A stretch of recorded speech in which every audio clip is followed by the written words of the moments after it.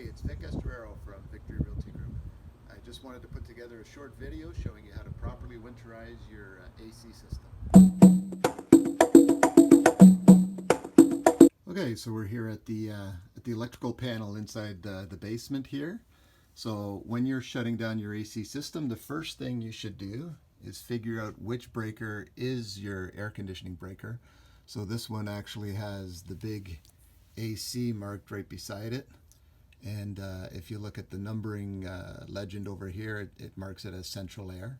So one thing to keep in mind, it's always going to be a 2-pole breaker, and it's likely going to be bigger than 15 amps. So this one is actually a 20 amp breaker. So we come in, we turn it off, and then we leave it off for the entire winter. The idea here is a couple things. Number one, if somebody mistakenly turns the air conditioning on in the middle of winter, that could actually do a lot of damage to your outdoor unit and kill your compressor. And number two, a lot of these units have a little heat coil that's inside the compressor, preheats the compressor oil, and if you leave that on for the winter, it's a great little heat source for mice, and they love nesting inside those units because of the heat that comes from it. So we start here, and then we go back outside.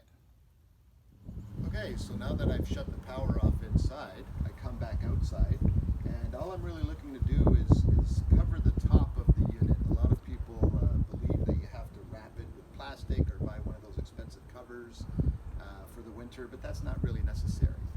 I just put a piece of smartboard, which is basically like plywood, and I weigh it down with a interlock stone. And that's all you need to do. It prevents most of the snow and ice from getting inside, but still allows airflow through the unit. It's designed to be outside. We want airflow through there so it keeps it nice and dry.